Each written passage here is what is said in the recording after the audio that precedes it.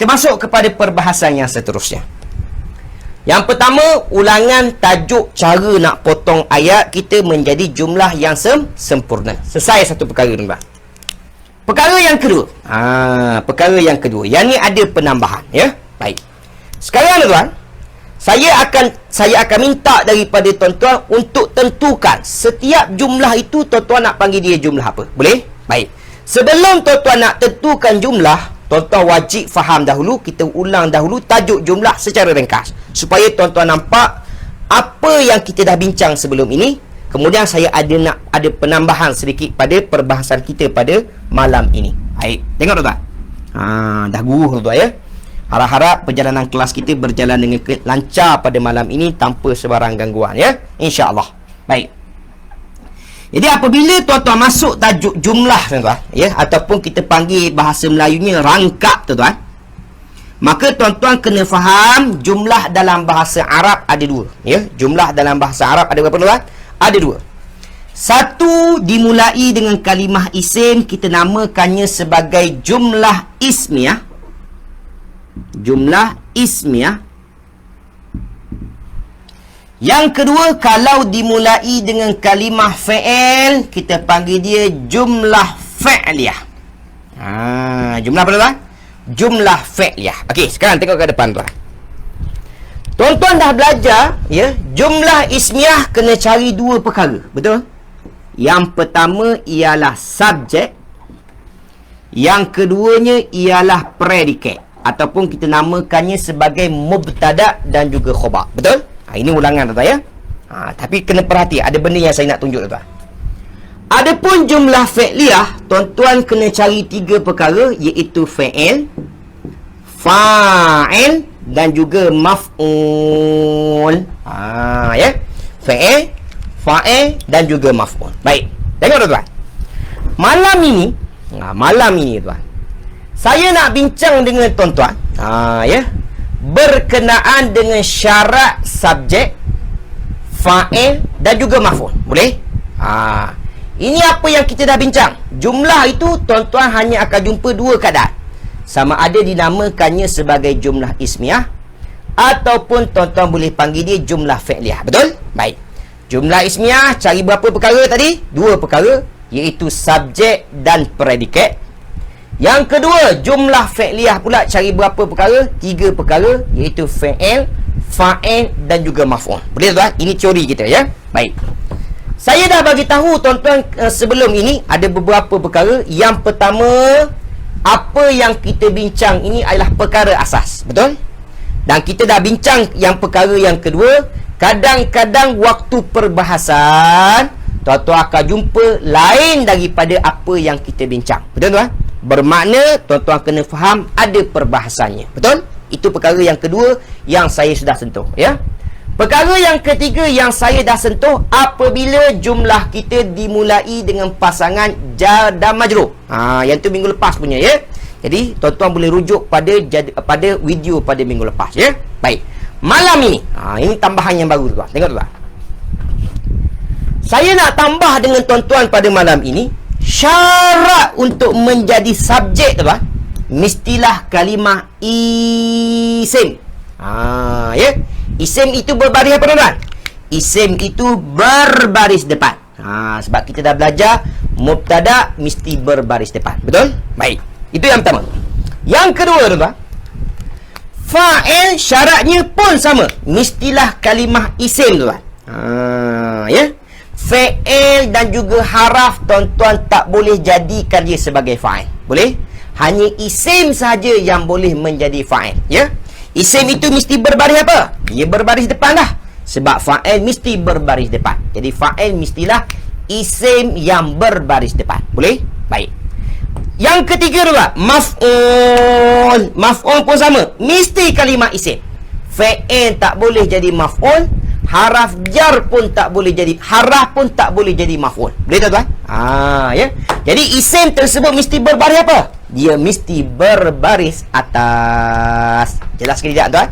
Jadi hari ini, tuan, tajuk baru yang pertama yang saya nak cuba tambah untuk tuan-tuan pada malam ini ialah syarat untuk menjadi subjek, syarat untuk menjadi fa'il, syarat untuk menjadi maf'ul. Ketiga-tiga perkara ini tuan-tuan mesti pastikan dia adalah kalimah isim. Sebab fa'il dan juga haraf tak boleh kita panggil dia mubtada', tak boleh panggil dia fa'il, tak boleh panggil maf'ul dalam bahasa Arab. Boleh tuan-tuan? Baik. Habis tu Ustaz khobar minggu depan. Sebab khobar ni perbincangannya kemudian. Boleh? Khobar kita bincang kemudian. Baik. Tulis di ruangan komen. Jelas ke ulang? Tulis tuan.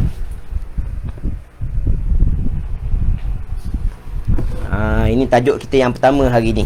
Yang pertama, ulangan yang pertama dah lulus. Macam mana nak potong ayat? Ya, alhamdulillah ada 3 jumlah. Bermakna yang pertama ni tuan-tuan dah selesaikan 2 masalah. Masalah wakaf dan juga masalah berapa jumlah, ya. Baik.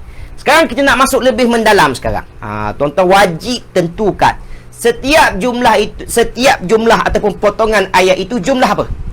Sebab kita nak faham dengan lebih jelas, tuan.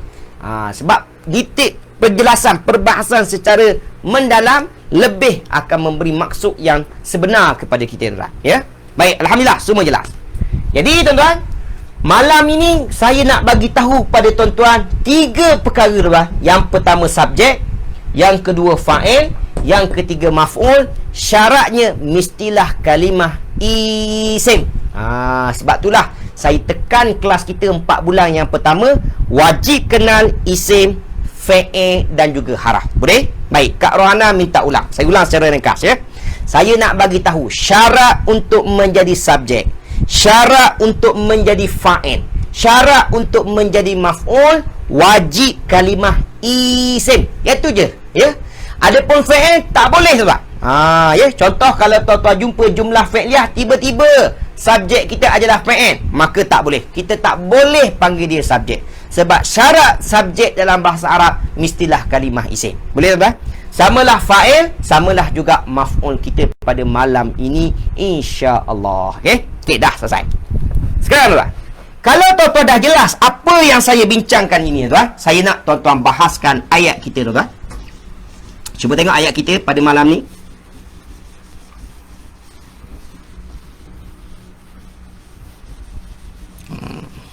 Tengok ayat kita pada malam ni.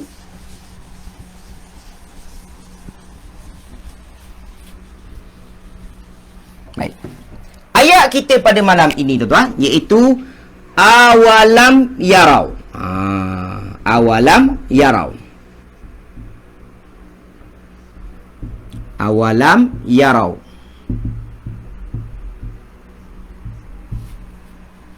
Kaifa yubdi'ullahu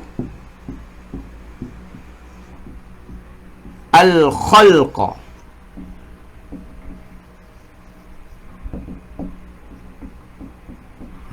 Ya. Adakah wa dan lam tidak pernah yarau mereka melihat kaifa bagaimana yubdi'u dia memulakan Allah al-khalqa ciptaan ataupun makhluk. Baik. Itu yang pertama, tuan. Okey, soalan saja, tuan. Yang ni mesti perbahasan secara detail, tuan. Ya? Okey. Soalan saja, tuan. Selesaikan yang ni dulu. Kemudian kita boleh rehat, tuan. Awalam yarau kaifa yubdi'ullahul khalqa. Baik. Mengikut pandangan tuan-tuan pada malam ini. Ya, mengikut pandangan tuan-tuan pada malam ini. Jumlah kita pada malam ini yang pertama ini jumlah ismiyah ke fi'liyah? Baik. Jumlah ismiyah ke fi'liyah? Sila jawab di ruangan komen. Baik. Untuk Kak Rohana dengan Kak Syazah, saya nak bagi tahunya apa? Mudah je.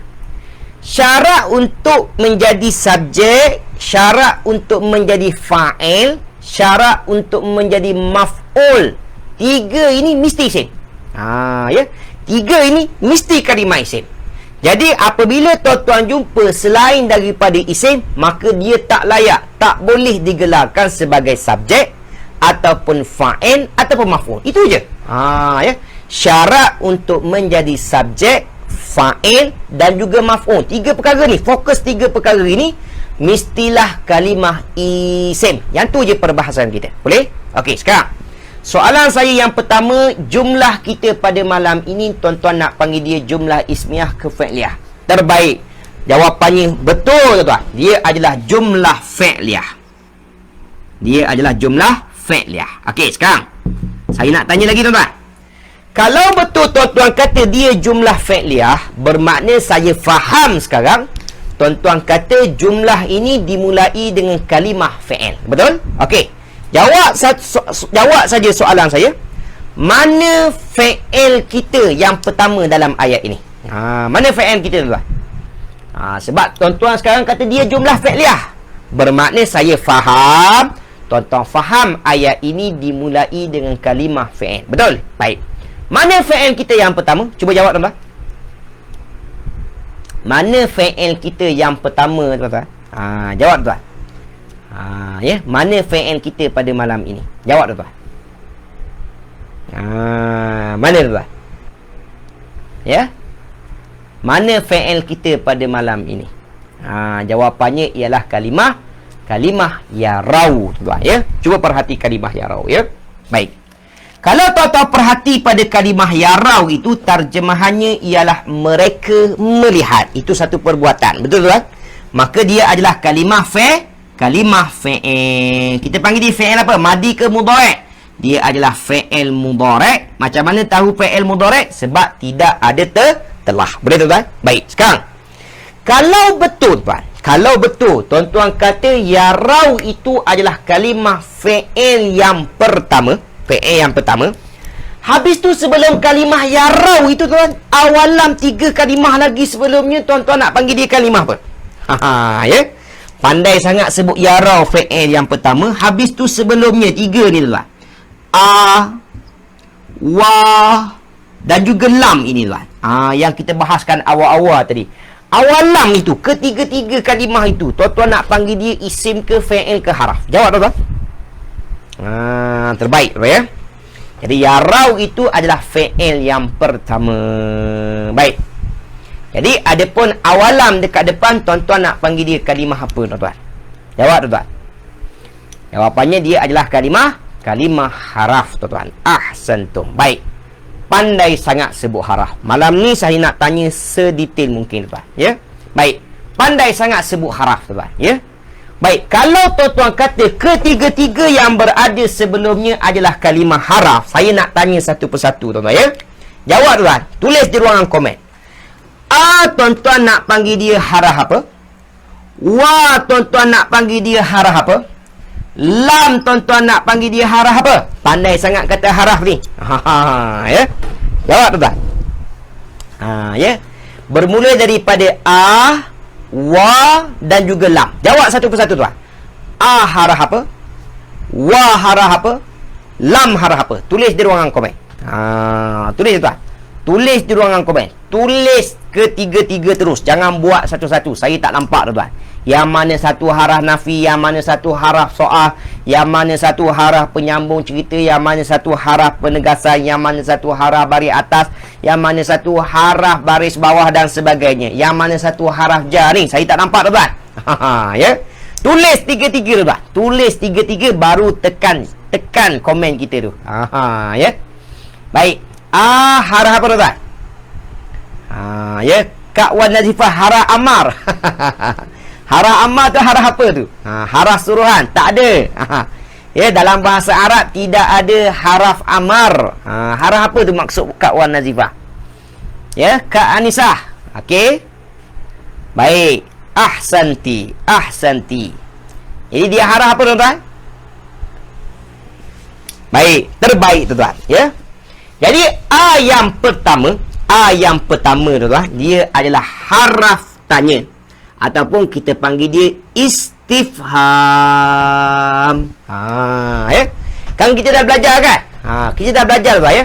Haraf tanya saya dah bagi dekat tuan-tuan, kita ada dua je. Sama ada a ataupun hal. Dua kan? Dua-dua terjemahannya adakah? Boleh? Okey. Jadi confirm haraf yang pertama ialah haraf tanya. Boleh? Okey. Yang kedua, haraf apa tuan-tuan? Yang kedua dia adalah haraf atof ataupun haraf penyambung cerita. Terbaik. Dan yang ketiga haraf apa tuan-tuan? Kita panggil dia haraf nafi. Sebab saya dah bagi tahu tuan-tuan, mana-mana kalimah yang ada terjemahan tidak, automatik dia adalah haraf nafi. Okey, sekarang. Jadi kalau betul ketiga-tiga itu adalah kalimah haraf, maka mudah kerja tuan-tuan. Kerja dia abaikan. Hatta kalau 5 kalimah haraf yang berada sebelum kalimah fi'il pun, kerja tuan-tuan abaikan. Yang kita nak hanya antara isim atau fi'il saja. Boleh? Okey, sekarang.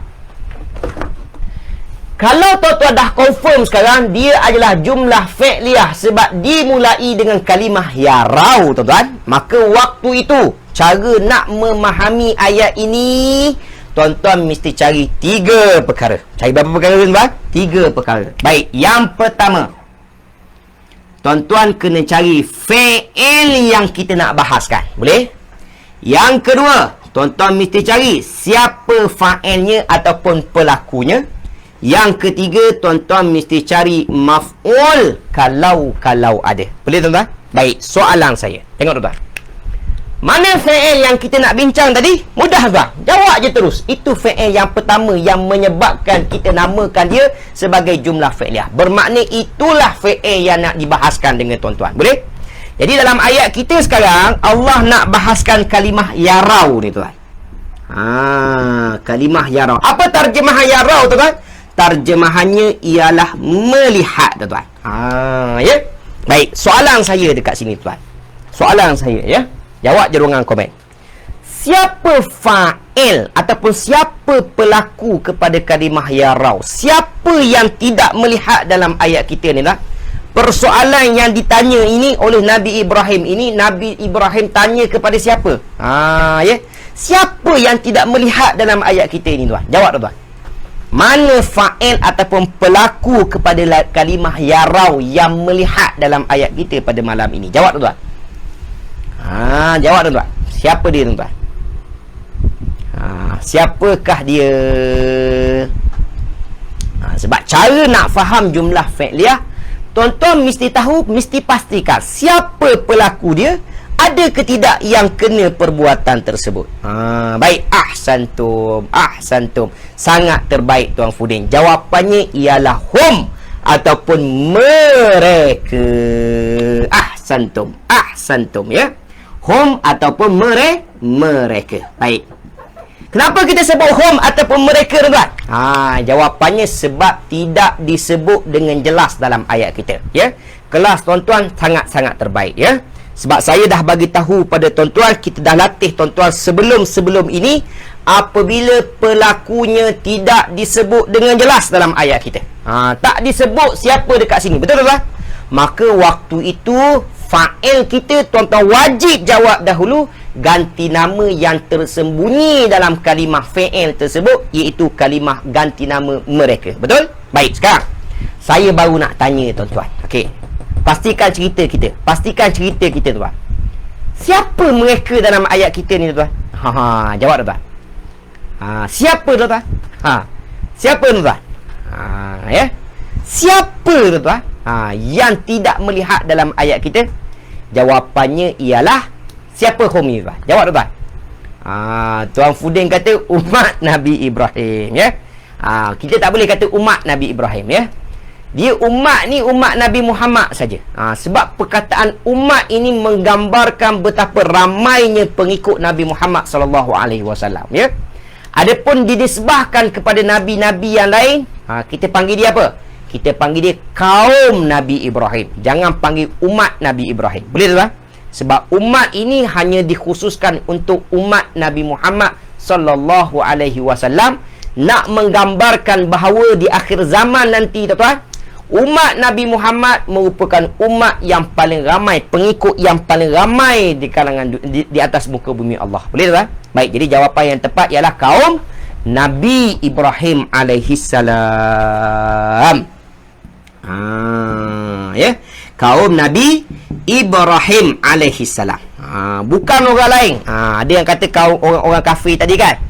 Salah tuan. Jangan sebut orang-orang kafir sebab tak ada kaitan dengan ayat kita orang-orang kafir pada hari ini ya. Yang nak dibincangkan sekarang ialah kaum Nabi Ibrahim. Maka tuan-tuan kena faham ayat ini sekarang.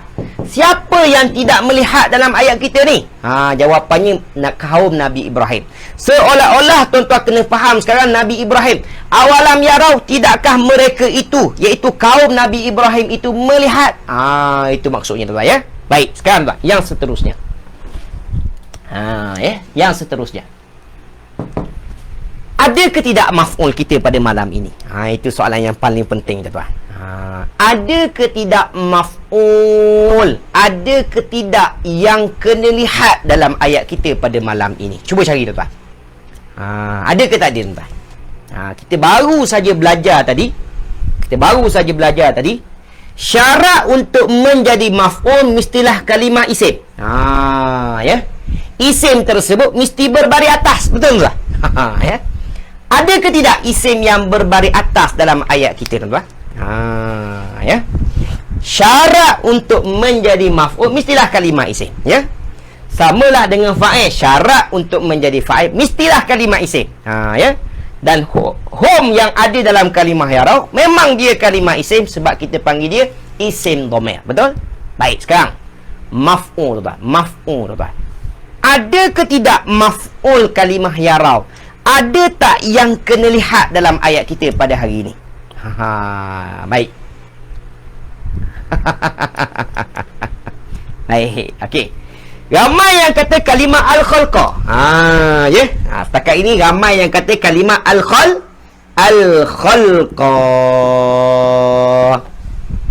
Ya. Kenapa semua kata al-khalqa? Sebab dia adalah kalimah isim, betul? Macam mana kita kenal kalimah isim? Sebab ada alif lam Ustaz, betul? Baik. Yang kedua sebab hujungnya berbaris atas. Cukuplah syarat kita isim yang berbaris atas. Betul je tak? Ya. Jadi siapa yang kata al-khalqa pada malam ini, bermaksud ayat kita sekarang, tidakkah kaum Nabi Ibrahim itu melihat makhluk? Betul ke salah kita? Kalau tuan-tuan kata maf'ul kita ialah kalimah al-khalqa, maka ayat kita akan difahami pada malam ini, tidakkah kaum Nabi Ibrahim itu melihat makhluk? Ya. Sekarang yang kita bincang pada malam ini, kita nak bagi tahu kaum Nabi Ibrahim itu melihat apa sebenarnya? Melihat makhluk ke melihat proses ciptaan makhluk? Ya. Jawab tuan-tuan. Jawab di ruangan komen. Jawab dulu di ruangan komen. Betul tuan-tuan. Kalimah al-khalqa itu betul. Dia adalah kalimah isim yang berbaris atas pada malam ini. Betul tuan-tuan. Itu tidak dinafikan. Boleh? Baik. Tapi persoalan saya pada malam ini, ada ke tidak maf'ul untuk kalimah yarau? Ada ke tidak yang kena lihat pada malam ini tuan-tuan? Jawapannya ada, ya. Sekarang, mereka itu kaum Nabi Ibrahim pada malam ini, dalam ayat kita pada malam ini, kita nak persoalkan mereka itu tidak melihat apa? Tidak melihat makhluk ke tidak melihat proses ciptaan makhluk? Baik. Alhamdulillah, Tuan Muhammad Asyik kata, kita nak bincang proses penciptaan makhluk. Jadi mana maf'ul kita tuan-tuan? Jadi mana maf'ul kita yang sebenar? Kalimah al-khalqa ke kalimah mana? Jawab tuan, jawab dulu. Mana maf'ul kita yang sebenar tuan? Jawapannya ialah mana maf'ul kita pada malam ini? Jawab dulu tuan. Jawapan kita ialah kaifa. Itu adalah maf'ul kita pada malam ini. Boleh? Ya. Malam ini maf'ul kita ialah kaifa itu tuan-tuan. Baik, kita nak bahaskan kaifa dulu ya. Okey. Sebelum saya bahaskan kaifa, kita nak bahaskan kalimah al-khalqa sekejap tuan. Baik, habis tu Ustaz, al-khalqa dia isim yang berbaris atas. Betul tuan. Kalimah al-khalqa ini dia adalah maf'ul juga. Ya. Tapi dia maf'ul kepada kalimah yubdi'u. Ya. Sebab al-khalqa ini dia yang kena dimulakan ciptaan. Dia yang dimulakan ciptaan. Betul tak? Siapa yang memulakan? Allah yang memulakan ciptaan. Betul tak? Baik. Jadi yang kita nak bincang sekarang, fa'il yubdi'u ke fa'il yarau. Kita nak bincang yarau. Betul tak? Jadi kalau tuan-tuan kata pada malam ini kalimah yarau itu maf'ulnya al-khalqa, maka kita akan faham ayat kita sekarang. Tidakkah kaum Nabi Ibrahim itu melihat makhluk? Maka ayat kita betul ke salah? Jawapannya salah, tuan-tuan. Boleh? Baik. Jadi jawapan yang betulnya mana? Jawapannya ialah kaifa. Baik. Habis tu Ustaz kata kalimah maf'ul itu mestilah kalimah isim yang berbaris atas. Betul tak? Okey, saya nak tanya tuan-tuan sekarang. Tuan-tuan yang kena jawab soalan saya. Macam tak rehat dah hari ni kan? Okey, sikit lagi tuan. Okey. Maf'ul kita ialah kaifa, tuan. Itu jawapan saya, tuan. Dan memang itu jawapan yang tepat. Baik, soalan saya, tuan. Ya. Soalan saya. Jawab soalan saya.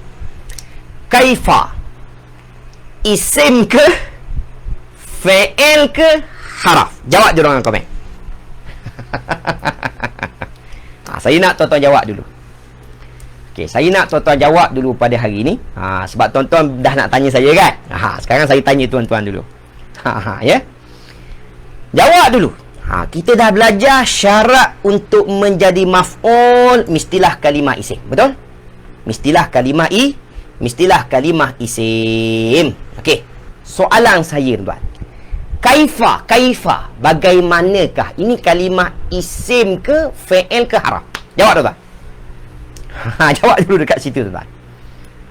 Jawab dulu dekat situ. Ya. Kalimah yubdi'u tak boleh. Tuan Muhammad Syekh entah. Jangan jawab entah.